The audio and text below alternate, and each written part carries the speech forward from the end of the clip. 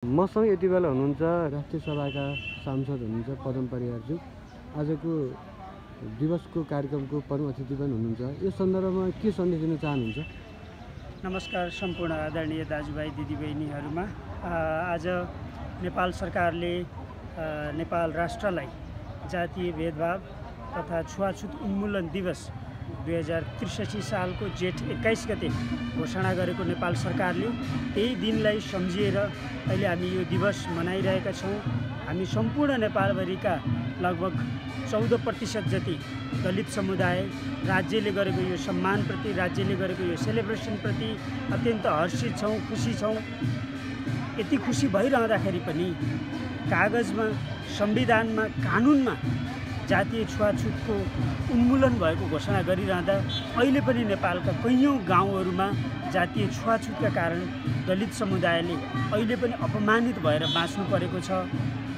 आत्महत्या गर्नुपर्ने परिस्थिति सिर्जना भएको छ, पढाइ छोड्नुपर्ने परिस्थिति सिर्जना भएको छ, आफ्नो थातथलो छोड्नुपर्ने, आफ्नो परम्परागत पेसा छोड्नुपर्ने परिस्थिति अहिले पनि गाउँमा यथावत छ।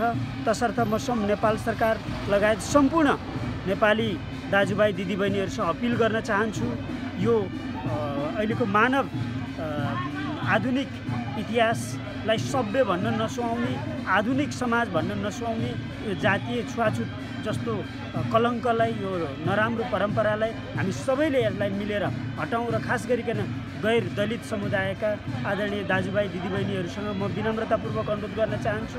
यदि तपाईँ हामी सबै मिल्यौँ भनेदेखि जातीय छुवाछुतलाई जरैदेखि उन्मूलन गर्न सकिन्छ। म त्यसको लागि हार्दिक अपिल गर्न चाहन्छु। दिवस हामीले प्रत्येक वर्ष मनाइरहँदाखेरिमा तर अझै पनि कमी नभएको हो कि अथवा कम्ती भएको र ज्यादती चाहिँ बढेको हो कि के पाउनु भएको छ अनुभूति चाहिँ? होइन, जातीय छुवाछुतका घटनाहरू कमी भएको छन्, त्यसमा कुनै शङ्का छैन। किनभने राज्यले पनि त्यसमा पहल गरिरहेको छ, नागरिक समाजले पहल गरेको छ, स्थानीय तहले पहल गरेको छ, दलित समुदायका व्यक्तिहरूले पनि पहल गरेका छन्। तर अब यो हजारौँ वर्षदेखि, लगभग 3500 वर्षदेखि अभ्यासमा रहिरहेको यो जरा गाडेर बसेको यो एउटा जातीय छुवाछुतको प्रथा यति सहजै, यति छिटै कम हुन्छ भनेर हामीले कल्पना गर्नु पनि अलिकति अव्यावहारिक नहोला। दलित समुदायहरू आफैमा पनि त्योसँग लड्न सक्ने क्षमता अहिले पनि कम छ, राज्यको सहयोग कम छ, समुदायको सहयोग कम भएको कारणले गर्दाखेरि अलिकति घटनाहरू बढ्या जस्तो देखिन्छ। त्यो कुरा सत्य हो, तर फेरि समग्रमा चाहिँ जातीय छुवाछुतका घटनाहरू, दलित समुदायमाथि हुने विभेदका घटनाहरू चाहिँ कम भए जस्तो लाग्छ। तपाईँ आफैले कतै कुनै कार्यक्रममा अपमानित भएको महसुस गर्नु परेको छैन अहिलेसम्म?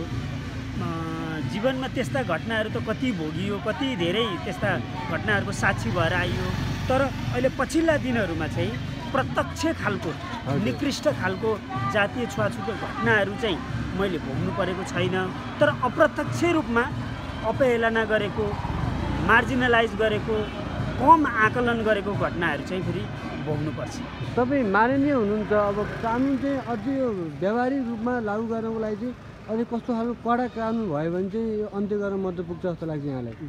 अमरजी, हामीले 2072 सालमा संविधान जारी गरिरहँदाखेरि दलित समुदायको अधिकार, दलित समुदायको विकासका लागि प्रशस्त राम्रा धाराहरूमा व्याख्या गरेका छौँ। धारा 40ले दलित समुदायको अधिकारको कुरा चाहिँ सुनिश्चित गरेको छ।